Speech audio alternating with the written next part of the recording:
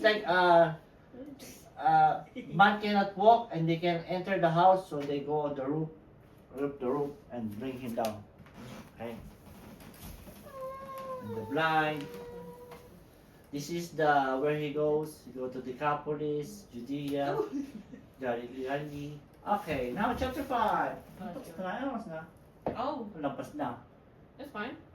Chapter 5 tayo. Wala naman tayo last time. I forgot that's touchscreen. I was like, what are you doing, son? Yeah, touch screen to. God. So chapter 5 is all about beatitudes. We're still not We're past still it. in the best, but we are on the last one. Yeah. Last one, okay? We're on the last one. Last time we discussed about the what? Was it? I thought we were... Peacemaker. Oh, yeah. Oh, yeah, that's why we got distracted.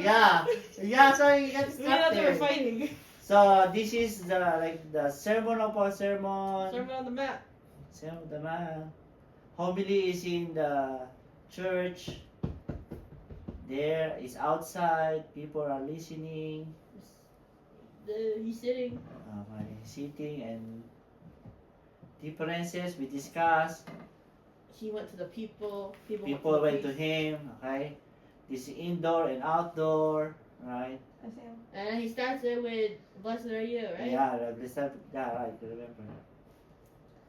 He's gentle. He's gentle in his verse. Ah! What is this? Why do you have this? I don't know. Oh, I think I insert this. What is it? That's new. Oh, first king and a new king. Oh yeah, first king is Adam. And the new king is Jesus. Yes. Ah. Okay. Happiness. This is Oh, the now. Beatitudes. This is the Beatitudes. We discuss one by one. What does WWJ? No, WJD. Oh, JD. mean? Okay, it's not that much. This is the first one. Yes. Blessed are the poor in spirit. Ah. It means you're so low. It means you're so poor. There's nothing you are boasting of. There's nothing you have that you can be proud of. Everything is from God. You're always thankful. You always ask. Right? What? What does WWJD mean? Worldwide Jesus. Dictionary. Worldwide Jesus. So, Dictionary. blessed are the poor in spirit. When you pray, remember, there's nothing you have that God wanted. So you always like so low and ask for everything and be thankful for everything. That means by blessed in the poor in spirit. You're poor. You have nothing. You're poor. Yeah. Right? Poor. I'm not Okay. poor, bro.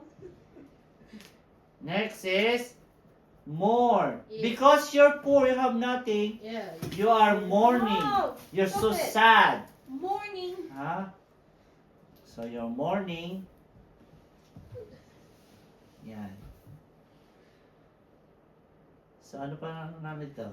Mama's falling asleep. Saul, who are the first king of Israel. You know that? Yeah. But he disobeyed, right? Bigyan ko yung TV. Ooh. Oh yeah, Saul. And then who's next? David. David. Yeah. Is- John. How many brothers in David's family? 3?